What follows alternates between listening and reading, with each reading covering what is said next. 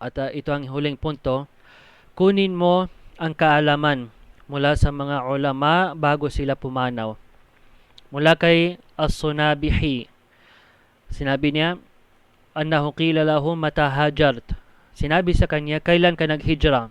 Kailan ka naghijra? Qala mutawaffan nabi sallallahu alaihi wasallam. Sinabi niya noong pumanaw ang propeta sallallahu alaihi wasallam, laqiyani rajulun indal juhfa. May isang lalaki na nakasalubong sa akin sa may al-Juhfa, sa isang lugar, sa daanan. Fakultu al-khabar ya Abdullah. Kaya sinabi ko, anong balita o alipin ng Allah?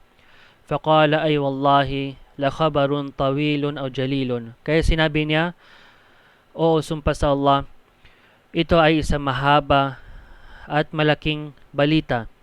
Dafanna Rasulullah sallallahu alaihi wasallam awwala min amsin. Inilibing namin ang sugo ng Allah sallallahu alaihi wasallam noong isang araw lang.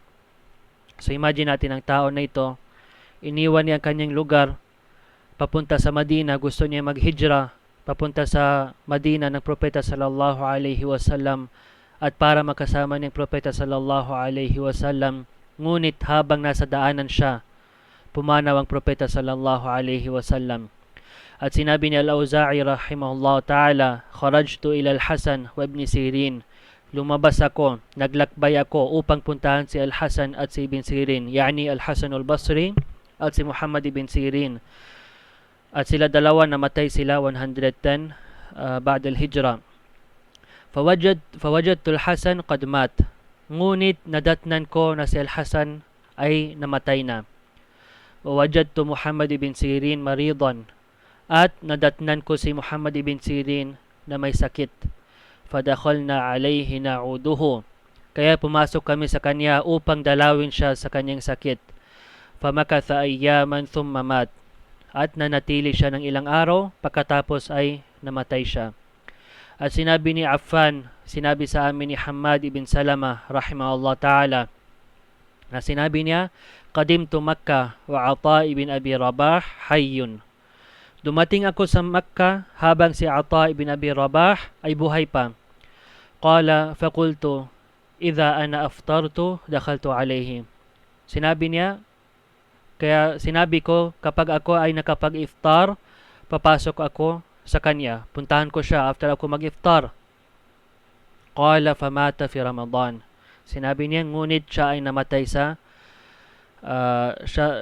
siya sa Ramadan. At walang duda na ang mga ulama ay tao rin at the end of the day. Kahit anong antas ang naabutan nila at the end of the day, mga tao pa rin sila. Kung hindi tayo ang uuna sa kanila, sila ang uuna. At mula sa mga personal ko na experience dito ay ang pagdating sa Madina at buhay pa si Sheikh Rabi' al-Madkhali rahimahullah ta'ala nung dumating ako.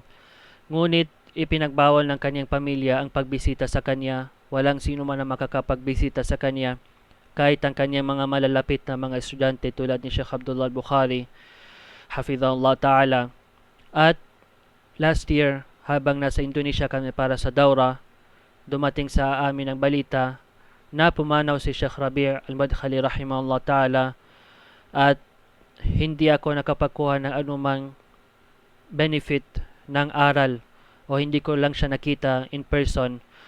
Kaya bilang conclusion, pinapaya ko ang ating mga kapatid na sino man ang may kakayahan, kung hindi pinadali sa inyo ng Allah na maglakbay papunta sa Saudi Arabia o sa ibang mga lugar upang umupo kayo sa mga ulama, lumapit sa inyo ang oportunidad kung saan dadalo si Sheikh Arafat al-Muhammadi hafidhahullah ta'ala sa Davao sa susunod na buwan. Kung kaya mong mangutang, gawin mo upang makinabang ka sa kaalaman ng isa sa mga ulama. Hindi mo alam, baka hindi na bumalik ang ganitong pagkakataon sa susunod. At hindi mo rin alam, baka may makuha kang isang pakinabang mula sa pagdalo mo sa Daura na maaring maging dahilan na ito yung maging dahilan ng pagpasok mo sa paraiso.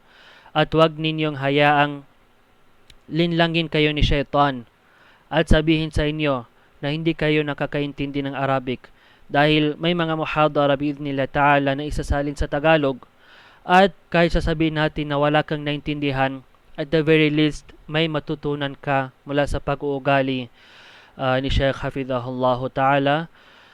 So hanggang dito ang muhadara natin, may ilang mga katanungan.